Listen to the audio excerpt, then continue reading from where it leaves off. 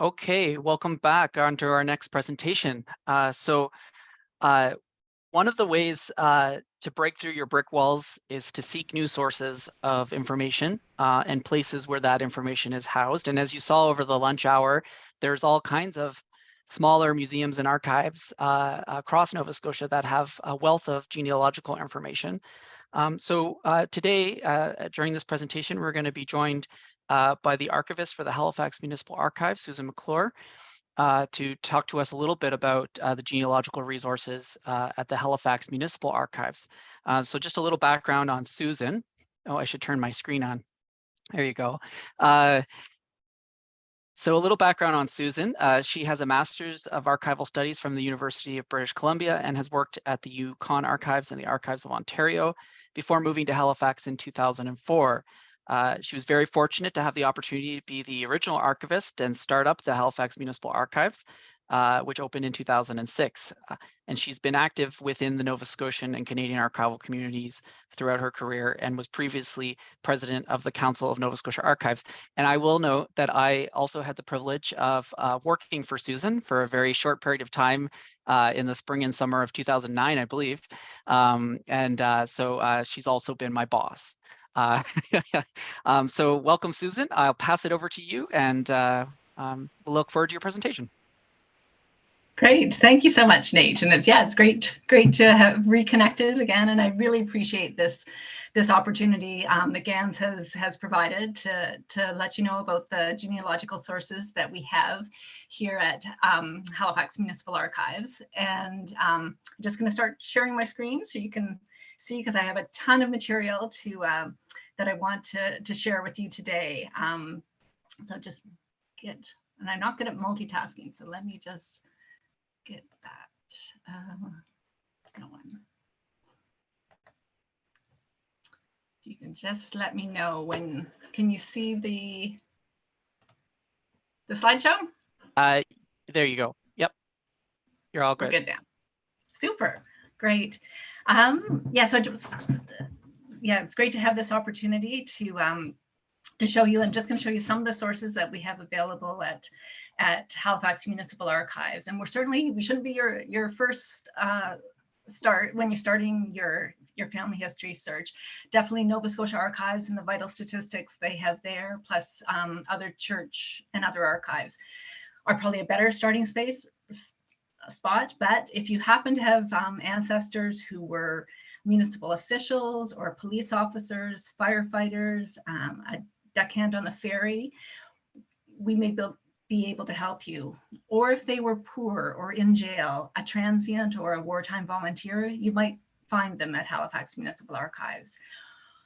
If you want to find out, where they were living and how they interacted with their surroundings on their property, we might have something for you.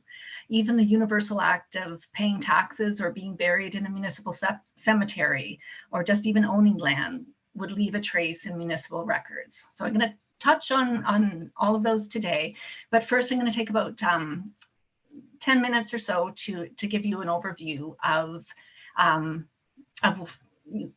who and where we are at the Halifax Municipal Archives.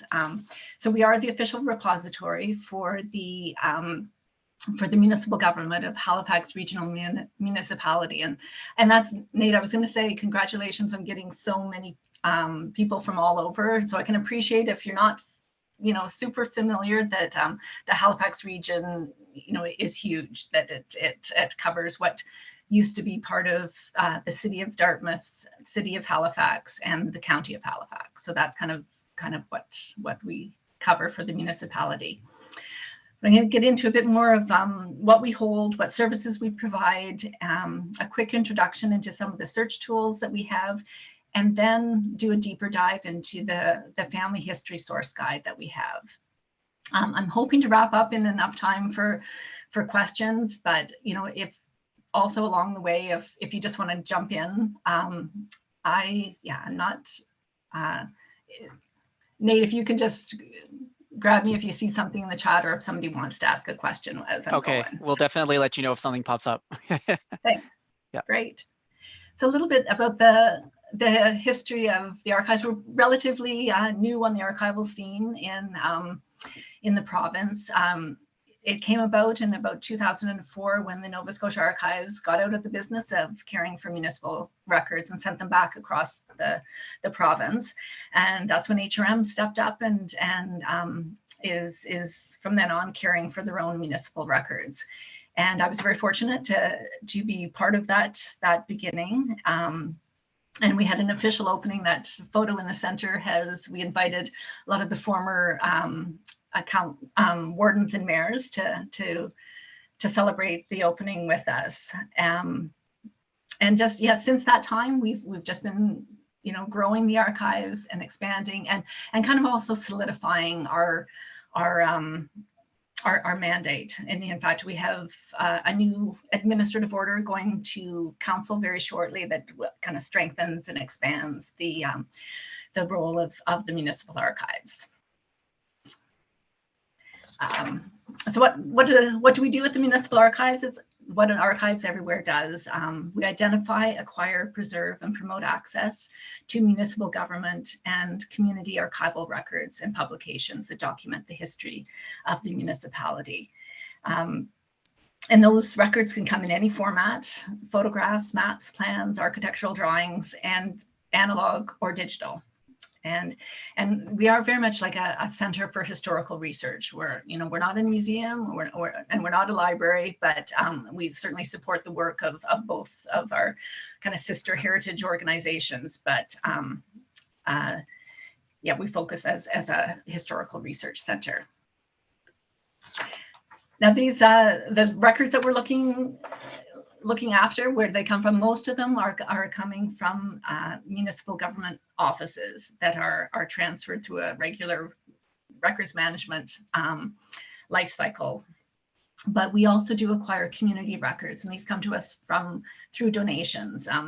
Recently, the Friends of the McNabbs Island Society donated a huge collection of material about the island. And recently we had a bequest from Gordon Mason, who he went around and he took pictures of, he called it his Vanishing Halifax project. And he documented buildings as they were being demolished. And he managed to get, quite often convince people to let him inside buildings right before they were being demolished. So that's, that was an incredible gift to the municipality. So please be on the lookout for material that you think should be preserved. And if it does fit our mandate, we're definitely interested. And I should mention, we cooperate with other archives and heritage institutions in the province as part of the cooperative acquisition strategy of the Council of Nova Scotia Archives. So we each have our mandates and we respect that. So the records that we do have in the municipal archives, there are primarily municipal records, and the time period, the focus is primarily 1841 to the 2000s. That's when municipal governments really started in Nova Scotia. We do have some older 18th century records, but very little. So, and the volume is approximately 3 kilometers of textual records, over 100,000 photographs, 50,000 maps and plans. And I noticed yesterday you had somebody speaking about the potential of GIS supporting research. So yeah, I'm not talking about many maps and plans today, but do think of us. We have, as you can imagine, a municipal government relies a lot, planning documents, etc. And yes, we have a lot of maps and plans. Mentioned the community records. We also have a reference collection. It's kind of like a legislative library for the municipalities. While government reports are in there, but also a pretty strong local history collection as well. And only recently we've started to care for the municipalities' artifacts, and this tends to be things that were created or received by the municipality. A lot of gifts to the city, like we have a picture there of a bear from Hakodate, Japan, one of our sister cities. So we do also care for those artifacts. We're out in, where we're actually located is in Burnside, in an industrial park in Dartmouth. definitely welcome anybody to come to do research there. Once you get inside, it's a lovely, comfortable place, and it's quite accessible through public transit and lots of free parking. And a lot of people say, why are you located out there in Burnside in an industrial park? And it's very much part of our history that the municipality had their record center there, and those records just naturally flow into the archives. And it's also, we have a huge amount of space there. We're not concerned about running out of space anytime soon. So it's a good place for an archives to be located. Good. And does anybody recognize this young gentleman on the lower right? Nate, you're not looking all that different, I'd say.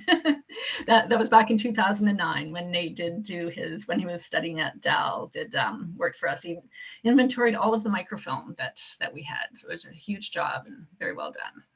And that was in the cold freezer, I believe. Yes, yeah, yes. we have a special vault that we were able to better control the temperature and humidity for audiovisual and the microfilm and things like that. Yes, we locked you in there for way too long, didn't we? Yeah, the whole summer, yes. At least it was cool. Yeah, and what we actually do at the, it's all about, we're preserving these records in order to make them accessible to researchers. And so reference service, we'll take your questions however you want to bring them to us by phone, email. Our contact information is there. A lot of times we can provide the reference, just via email or phone, or through getting copies to people. But if people do actually need to come on site, we do that by appointment throughout the week. It's we only have it during the weekdays, and access may also be somewhat limited because of the Municipal Government Act has access to information and protection of privacy. But for a lot of, especially for it's a concern for genealogists, because you're after that personal information that may be protected in government records for a certain amount of time. So we do have some series that are closed for 100 years. But there's the legislation does allow, if it's in an archives and the identified person has been deceased for more than 20 years, you can have access. So, genealogists are so helpful with that, providing proof of the death date, and then they can have access to the information. But we're also able to provide access to a lot of our information because it's grandfathered, that a lot of this material was in an archives at Nova Scotia Archives prior to the FOIPOP legislation coming in to force in 1998. So a lot of it's grandfathered so that it is open access. We can help, if you're not able to actually visit the archives, we can do research, like actually look into the records on your behalf.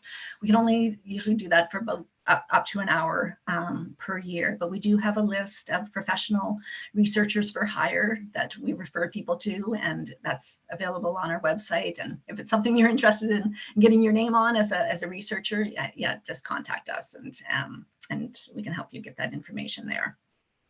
And copies, anything that's in the archives, we're able to provide copies for you, and if you're on site, you're welcome to take images yourself.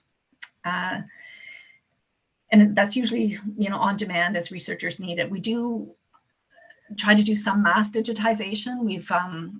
We've digitized all of the historical council minutes, and those are all available up online.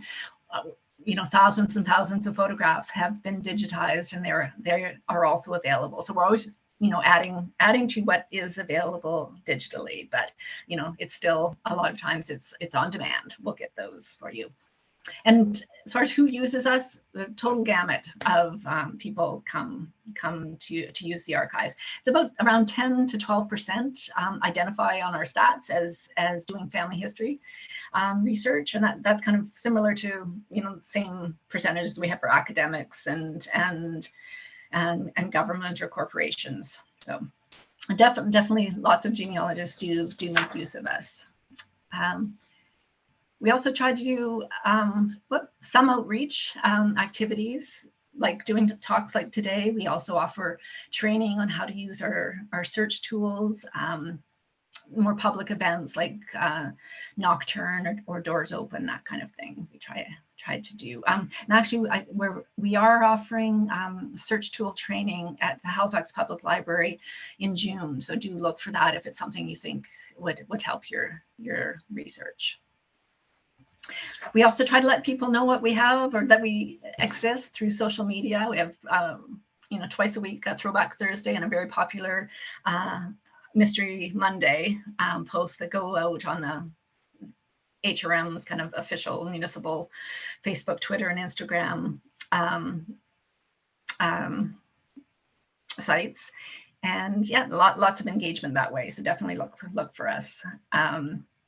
We also do a quarterly eNewsletter that you're welcome to subscribe to, and there's lots. It's also, and if you get that's also how we try to connect with our kind of main users, and we've done surveys on like, what do you think our digitization priorities should be, and that kind of thing. So it is an opportunity to interact. Well, you can let us know anytime too if there's something that you think we should be doing, but that is a mechanism for us. We also have a great website. What you're looking at right now is the main page for our site, and that's how you can access a lot of the content that we do have digitized. Plus, a lot of the source guides are available there. We do some virtual exhibits, like that we've done, like on the Halifax explosion. Well, that's more of a source guide. Things like that are available, but you can also search the Historical Council minutes and find the archives database through this site. We also use Flickr to share a lot of our photographs. It's just kind of an easier way for people to be able to scroll through, but I really encourage you to look at, we have an album of unidentified images. So we're always looking for help. That, unfortunately, there are still people out there who aren't identifying their images before they donate them to archives. So we have lots that we just don't know where they are or that. And so, but it's we get great input. I think there was that, you can see the Dartmouth houses that were listed there. We had about 100 images that we didn't know where they were, and within 24 hours, through Dartmouth groups and that, we had them all identified through this unidentified album. So definitely look for that if you think you might be able to help us out. This is our online database. What it looks like, and it's like similar to a library catalog, and it's a way of us letting you know what we have. So we do, this is where all the background work that happens in the archives, all the arrangement and description happens in order for us to tell you through this database what we have. Now, not everything is in there. Like any good archives has a good backlog of material that's come in, but that we haven't totally processed well enough that to get it into the database. So, also, if you're not finding what you'd expect us to have, maybe, that's certainly email or phone us, and we can maybe help you out. And that's another thing also with maps and plans. We have a whole entire database of maps and plans that we're struggling with IT to get it available online. So it's definitely worth asking us about maps and plans. Yeah, so that's kind of my quick overview of the what we do at the Municipal Archives. Next, I'm going to do a deeper dive into some of those family history sources, but I just wanted to check in if anybody had any questions so far. Well, so we have a couple questions, but they might be answered when you go through your genealogy guide, because it's about types of sources. So super. Maybe we'll wait, and then if they're not resolved, I'll bring them up at the end. Sounds good. Okay. Sounds good. Yeah, and I'm hoping to leave lots of time, so I'll get through as many as the sources as I can, and we'll see. But I am going to run through some of the most fruitful family history sources, and those are mainly coming through the municipality's involvement in areas like social welfare, public health, education, policing, and of course, taxation. And not all of those functions are still part of the municipality, what we do now, but they were in the past, and that's why we have records from them. I just did want to make a comment just about this image. It's actually one that was donated to us, but it has a genealogy connection. This is Michael Punch and Edith Little's wedding photograph from 1927, and that was donated to us by Carolyn Smedley, whose brother was the renowned genealogist Terry Punch. So both descendants of from this wedding. So, yeah. The what you're looking at now is the genealogical sources source guide, kind of the first page of it, and we have divided it up kind of between the different municipalities because most of the records that are applicable are from the municipal government. They are from each of these areas. So, hopefully you at least have a sense of the areas, and there is some overlap. And so this is a place where you can find all of the records that I'm going to be talking about today. So if you click on any of those geographic links, it's going to bring you to listings of all of these sources, and then those will link you into our database, which will have more details and, when available, actual digitized versions of the records or the indexes.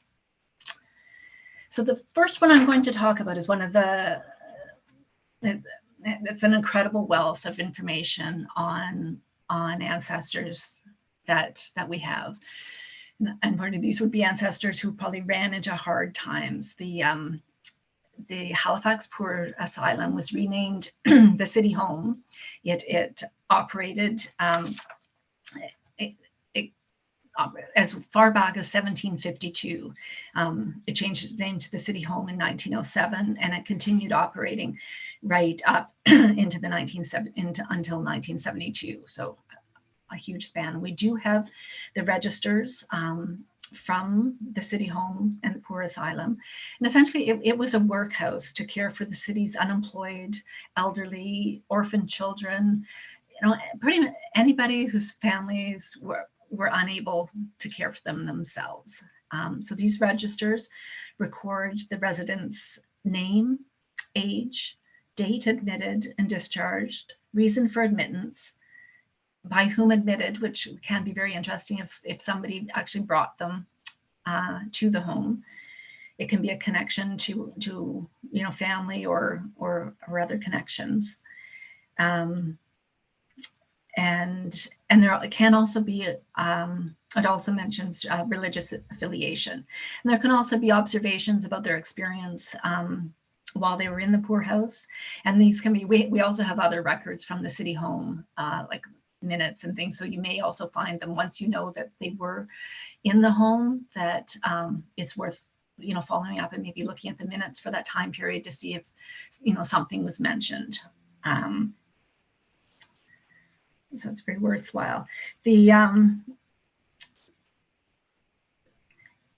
across the bottom, you can see the headers like that. That's the original handwritten version, and the photograph is the Poor Asylum when it had moved to where the IWK is now on Roby Street.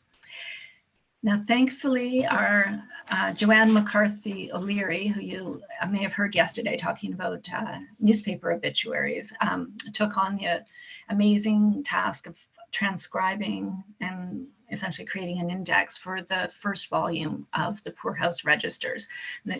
These go from 1802 to 1811. So it's amazing that we now have a searchable index to those. Not all of the columns were transcribed, so it's always worthwhile. If you found an entry that you want to make sure you've got all the information, you can just let us know the page and line number, and we can provide you with the entire entry. But these yeah, incredible amount of information about the people that that lived in the poorhouse. And occasionally there can be additional entries that give an indication of in the where belonging column that it might offer hints about if they were Indigenous or African Nova Scotian, and that was usually indicated as Indian or Black. And that's something throughout my talk, I'm going to be using terms that show up in the records that you know are outdated terms, but you know, as in archives, we always, you know, the original record stays as it is. We're actually going through a project right now to go through a lot of our descriptions and that, and to give content warnings and things like that to let people know when they are going to come across language that may be offensive or images, to just give warning about that. But we do tend in our descriptions, especially if we need to actually quote from the original, that we use the term that was used at the time, even if it is outdated, just so those search terms are available for people. Yeah, so we're very grateful for Joanne doing this work, but it's also, I think, an example of kind of the untapped potential that we'd love to be providing this level of access to a lot of our family history sources. But you know, it does take a lot of work, but it's neat that the originals are all chronological. So you would have to have a sense of when somebody was in the homes to then go and look, and they're separated between men and women, and they're separated on who was actually paying for their stay while they were there, whether it was the county or the city. So you have to do a lot of searching to find people. So, you know, this is amazing that we've, you know, we could bring it together alphabetically to go and you know, time wise in this case, you can see Elizabeth Bigsby. You know, it would have taken a lot of effort to, you know, to find her in each of those, but to realize, yeah, that she had been in and out of the home so much over her life. So that's the city home for the city of Halifax, and the county also operated a poor farm, and there were overseers of the poor assigned to each of the districts in Halifax County, and we do have records from both of those functions. What you're seeing here is an application for admission to the county poor farm. So yeah, you can see lots of detail available there. But again, these are filed chronologically within each geographic district. So you really have to have a sense of where they lived in the county, and then at what point they may have been needing to be admitted to the poor farm. So lots of yeah, you have to be willing to dig deep. The overseers of the poor records are also very very rich on information about individuals. We have the admission papers to the poor farms, but we also have ledgers that have account papers about who was paying for the upkeep of people who were living in the poor farm. And those can be great connections out to family members, or who these people were connected to in the community who were helping to pay for their stay, and those can document the name of the person, their nationality, their marital status, religion, age, and where and how the individuals were cared for. And it's interesting, all of these, it's all based on financial records, because for the municipality, they weren't documenting this so genealogists in the future could know about these people. It was very much financial, about who was paying for the upkeep, how many days. It's all about how many days they were being cared for, and who was going to pay for that. So that is why we have a lot of these records, that they were created. The county also cared you know, they had a county committee on insane who were caring for the municipality's mentally ill, and so lots of information there that is available. We have a list of insane. They were called insane paupers, 1859 to 1909, and names are arranged alphabetically. And these don't give a lot of information, but there is an accompanying ledger that does give a lot more information about the poor and their name, their condition, their hometown, district, age, date of discharge, where they were housed, and examination remarks. And that's, when we first saw that one of the columns is examination, we weren't sure what that was, but it's more the committee had to, they were sworn testaments, usually made by a relative, regarding the mental status of his or of the individual, and why they needed professional care and the ability of that individual or his or her family to financially provide for that care. So there is a lot of detailed information available there. We also have on the non-government side of things, admission forms from the Home for Aged Men from 1904 to 1966. And this was a home for elderly Protestant men that operated on Gottingen Street. So that's also available. Now, the municipalities were also involved in public health. The boards of health minutes are very rich in, whether it's people or institutions, and as the municipality, tracked diseases or concerns in different areas about public health. The two I'm going to talk about here are the Board of Health Infectious Diseases cases that we have. These for City of Halifax for 1895 to 1941. And so they were documenting infectious diseases, and the entries include the patient's name, street address, what the disease was, there's a fumigation column, any mitigation that was being done, and what school they were with, and any general remarks. The Halifax City also operated a tuberculosis hospital from 1921 until about 1959, and that was on Morris Street, and it was opened after the end of World War I because of the increasing number of tuberculosis patients. And you can kind of see here, we actually do have, it's essentially an index that they were entered in alphabetical order. So you can, here I think it's, the N's are that you can see, that give the patient's name, the date of the admittance, their age, religion, birthplace, a friend's address, especially if they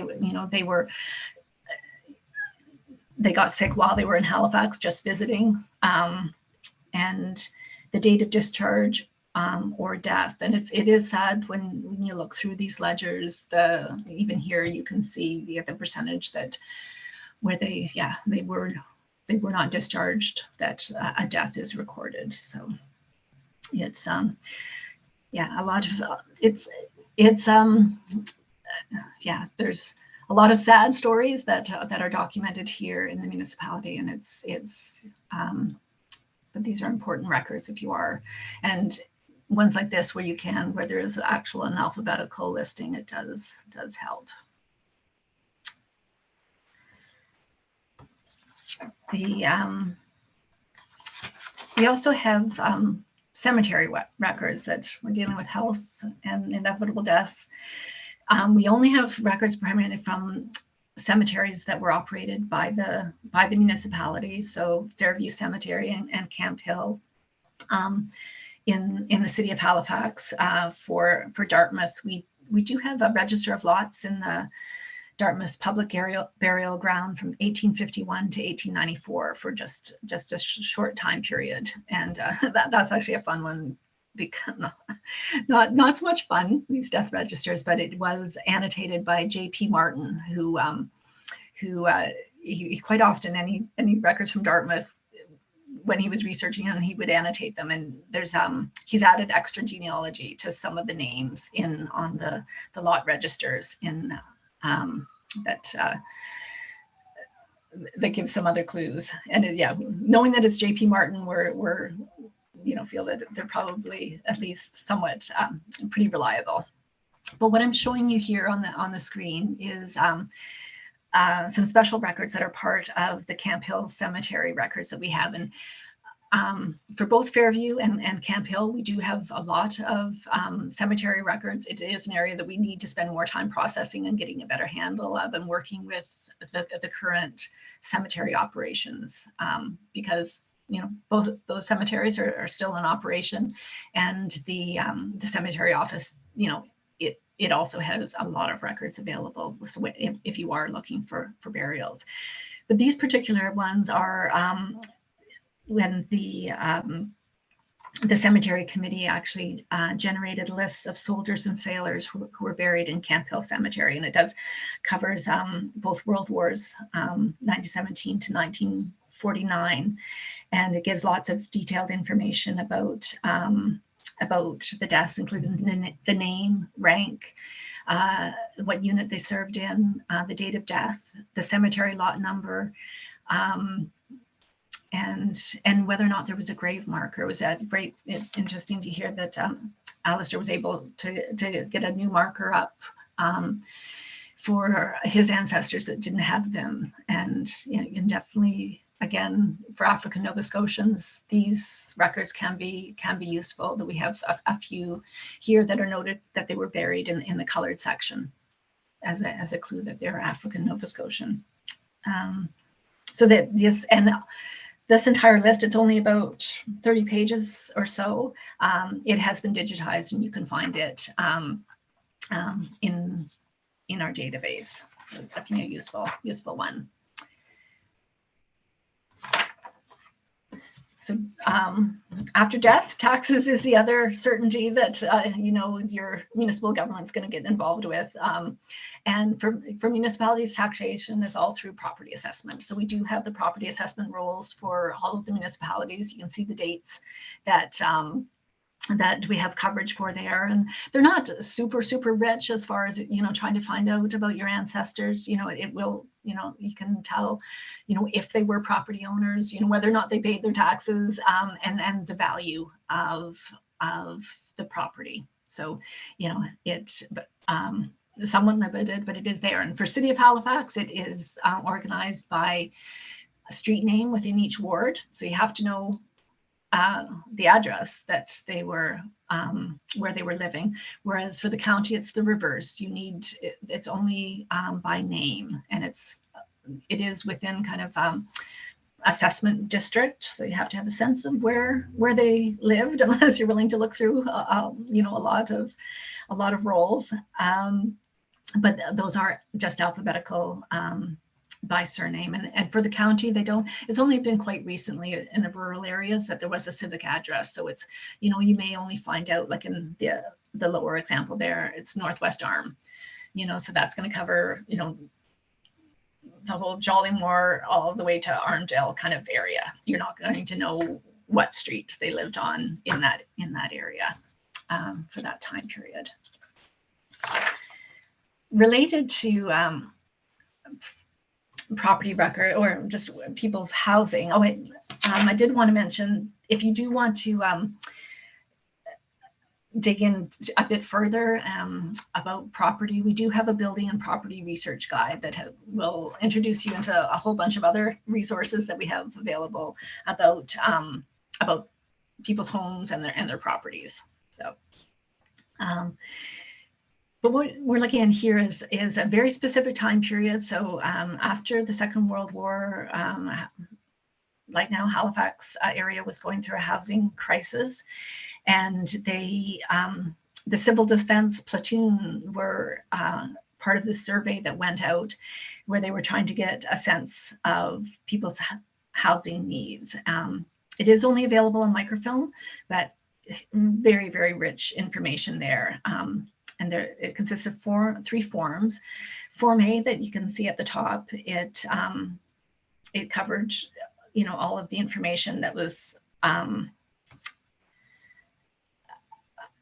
about their housing situation. It included, the name of the resident, the current address, their marital status, the date of their arrival in Halifax, especially if they were just brought for wartime service, where they lived before that, where they were employed, and which branch, if they were in the armed services, which branch, the number of children, the address where their husband or wife resided if it wasn't with them, like a lot of servicemen may have been in barracks, but their spouse was elsewhere. And so that's Form A, and it is alphabetical by surname within platoon areas, which were geographic areas in the city. And then Form B was more, they went street by street. So you can figure out for every dwelling, who was living there, the type of structure, the type of heating, lots of details about the building. And then the final ledger is where they're asking people, you know, are you satisfied with where you're living? And if you were able to buy a home somewhere else, where in the city would you like that to be? So very, very rich, and not a lot of people look at this one, but it's definitely, and it's a very precise time period, but an important one for the city of Halifax. So that's one I wanted to let you know about. Now, if your ancestors got in trouble with the police, we definitely have a lot of records for the Halifax Police Department and as well as the Dartmouth Police Department. And those, you know, our police court record books. The example that you see there is a charge book from the Halifax Police Department. And, you know, again, they're chronological though. So you have to have a sense of a time period that you think that you're interested in looking at. And but it does give details of the arrest, of the name, the date of birth, and what the charge was. The other example I gave here is kind of again, a very precise time period that from the Halifax Police Department during the Depression. It's called a Hoboes Book, but they were tracking the indigent transients who were lodged with the police department. So as people were traveling through looking for work, whatever, if they didn't have a place to stay, sometimes they would end up in the police department. And I don't know that anybody's delved into kind of exactly why the police recorded this or how they used this booklet, but it's a fascinating book, and it lists people's names, their address, like where they were from, their birthplace, and lots of, their physical appearance. And it is alphabetical by surname within each year. So again, it's helpful. And that one, we have digitized it and made it, because of the personal information in it, we have redacted the version that is online. But it is one, if you come in, you can look at it. It's one of those grandfathered ones that has been available since prior to privacy legislation. So, you can look at it, but just in the interest, because it's not over 100 years old, and some of those people would not have been deceased for 20 years potentially. When we put it up online, we did redact the names, but it's still, it's a fascinating study of where people were coming from and moving through Halifax during the Depression. And then, unfortunately, if you've been involved with the police, there's a chance that the prison will also have record of you. For the city prison, which is at Rockhead in the North End, the city prison, we have the inmate registers from 1854 right through to 1957. Those contain the following types of information: the name of the inmate, their country where they were from, the crime, the sentence length, the religion, age, physical description, date of discharge. There might be notes about their conduct. And there's certainly, we also have the jail keeper's records and that, and lots of lists of escape. So if there's a remark in here, it may be worth looking in either the minutes of the committee overseeing the jail or something. There may be more detail available elsewhere about any incidents like that, or if they were sick and we do have a record of medical calls and treatment that were provided to prisoners at the police stations. And we also have lists of prisoners' property books that can be interesting. So, you know, when you went into jail, you had to, you know, give up everything that was in your pockets, and that was recorded. And then, you know, when it was returned, who picked it up, etc. So lots of details available there. And a lot, again, these are chronological registers. There are name indexes for some years. So I think what you're looking at there is an index to 1880 to 1886. So that helps you, you at least know the date to go and look for that person to find the fuller details on. And these records can also then lead you to the court records that may be at Nova Scotia Archives about the actual case that may be there. We also have records from the county jail, which was in the courthouse on Spring Garden Road.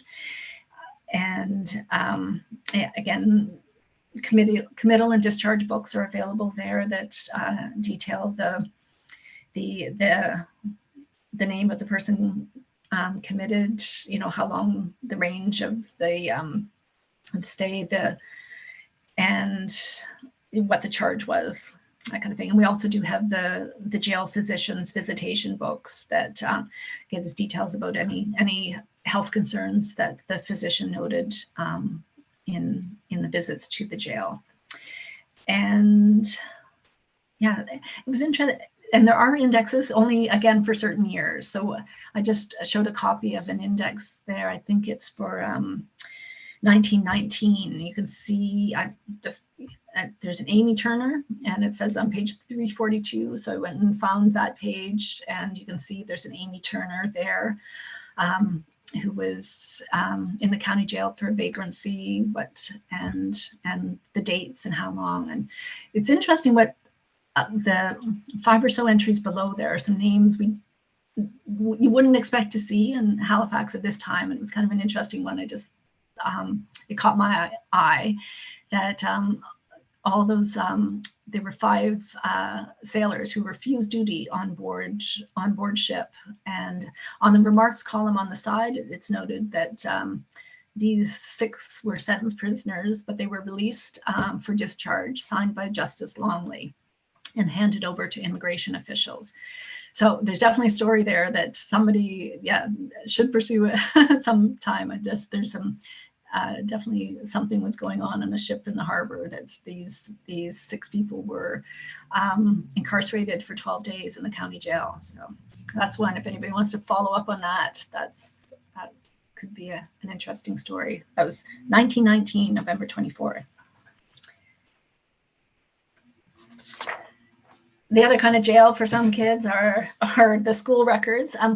And we're certainly not the only repository that's going to have education-related records. Certainly Nova Scotia Archives and other places might as well. But we do have all of the school board minutes, and that can have very detailed about, sometimes about students, definitely about teachers, but also, you know, just about what the schools were like, what they were dealing with. For the county, we have lots of very detailed financial records about the schools and how they were funded and provided for. That can be useful. But as far as for actual family history, the one I'm showing you here is from the Dartmouth school section truant officers book. So these are lists of students who aged 6 to 16 who were not in school, and it has a column for the name of the person who gave the information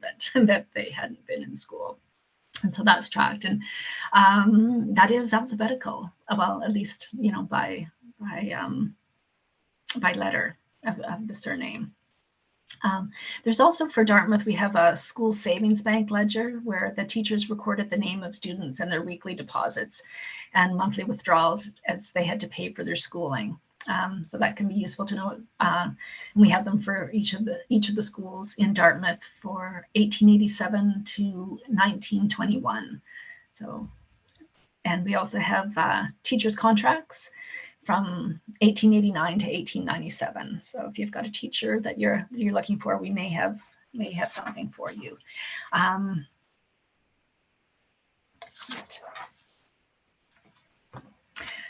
Now, if your ancestor was a municipal employee, and there's just some pictures there of the many different types of jobs that people can have with the municipality. I believe you worked for the ferry. We have those personnel records going right back to 1862 when it was the Halifax Steamboat Company operating the ferry, right through to 1949 with the Dartmouth Ferry Commission personnel records. And it gives the name, date, place of birth, marital status, number of dependents, residents, and their retirement date. So lots of potential information there. We have similar kind of superannuation pension related ledgers for the city of Halifax. So pretty much anybody that worked for the city of Halifax, we have those from 1906 to 1954. And especially for the fire department and the police department, we actually keep their personnel records. They're not open, but they will be eventually after 100 years. But the feeling was anybody as employees who are essentially willing to lay down their life for the jobs, we treat them kind of like military records, that we do keep their personnel records. So we have those for serving police officers. And we also have oaths of office that are available, not just for municipal officials, but especially, the county had a lot of officials like the overseer of the poor or coal weighers or flour weighers, things like that, going way back, that you can find their oaths of office. And the annual reports would list all of the people that the county had hired. So those are also, and those are available digitally online, that you can find. Actually do a search for some surnames to find out people. I just want to make sure that we get through. I'll just quickly go through these last ones to make sure that there's some time for questions. With government getting into your business, this is one of the few records that we've gotten from the municipal solicitors. The Married Women's Property Act allowed women to keep personal property brought to the marriage or acquired during it, to avoid ownership automatically being transferred to the husband, but they had to actually register it. So we have this index that it covers a decade, 1884 to 1895, when the act was in force. Unfortunately, we don't have the register that would probably have fuller details, but even this index, it gives the woman's name, the husband's name, what the business was, and the date they registered it. So, I'd love it if we could ever find the register that goes with it, but at least it gives a sense. And there's over 300 pages there for a decade in Halifax. So, and another one that is actually alphabetical, so a bit easier to look for somebody. I think, how about I leave these last few, if we have time, I'll go back to them. But otherwise, I want to, leave it open to questions, if that's okay. Okay. Okay. That was jam-packed, Susan. So I think everybody, you haven't probably noticed the questions, but everyone's asking questions. So I've got a list of sources. I'm just gonna, so going back to school records, you highlighted a number of your sources, but can you clarify, the Municipal Archives does not have school registers, is that correct? Like those are at the Nova Scotia Archives. That's right. Right. So if you're looking for a student who was in a school in Halifax or any part of Halifax County, the Nova Scotia Archives is where you go. Nova Scotia Archives. Yeah. Okay. We had when you were going over or referencing the cemetery records that you have for Camp Hill and Fairview, we had a question on whether or not you have any of the cemetery records for Mount Olivet Cemetery. the Roman Catholic cemetery on Mumford? Yeah, no. So we only have records from the ones that the city operated. So if it's a church operated, we don't. No. And okay. Yeah. What about orphanage records? Again, I think Nova Scotia Archives has have those again. So anything that was operated by the city, we would have. And so the orphanages, I think, were probably religious or something. Yeah. Yep. Right. Okay. That's good. And then the other one that popped up in the chat was hospital records, which I believe are probably also provincial. But do you have anything in that like health space in addition to what you outlined? Yeah, with it, and we should have, because the city did operate, the city hospital. Right. And I'm always there, like, where are those records? And with the Medical History Society, whether some records are with them, or I think the nurses at the VG archives have some as well. But yeah, we have huge gaps in considering knowing what the municipality was responsible for. Huge gaps where we have nothing right. for these functions, especially for some for the county, especially. Yeah. So what would you say then, Susan, are like the most accessed or requested records that you deal with? I assume they're probably the ones you've digitized, but do you? Yeah, for family history, well, a lot of people, the property assessment, like, even though they don't have a lot of information in them, people need to look at those. I've personally found them very useful. Like, they will list when someone dies because they've stopped paying taxes. Yeah, so they can be very valuable at pinning down a period of time when someone is alive or not. So yeah.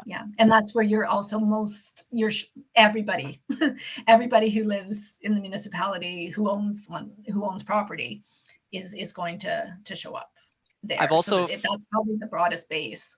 Yeah, exactly. And I've also found in those assessment records, especially in the rural parts of the county, the assessor will note when someone has removed from the county to another place and they had to track them down to pay the taxes. So they've been very useful at tracking where people go, like, into the United States and whatnot. So, that's great. Is there anything else you want to highlight before we go? That was a really informative presentation, and I think you've given a lot for people. Yeah, I'm sorry, I probably overwhelmed folks with a lot of detail, but I think you're going to be busy this summer. I think maybe you'll have a lot of people coming through the door. Yeah, well, we welcome it, and it's definitely, it was a great opportunity to do this, prepare for this presentation, because it made me realize it would be wonderful to provide better access to a lot of these records, like to get more material transcribed and digitized. And that's where, to get feedback, any suggestions you have on, how we can be doing that better, definitely open to that. Great. Well, Susan, thank you so much for joining us today and for sharing the amazing resources at the Halifax Municipal Archives. Super. Great. Thanks so much. Great. Okay. All right, everyone, we're at 3 o'clock Halifax time, and we're going to take our break now for 15 minutes before we go into our next presentation, which is Dr. Ken Paulson's presentation on Lunenburg's foreign Protestant origins in the Holy Roman Empire. So we'll see you back here in about 10 or 12 minutes.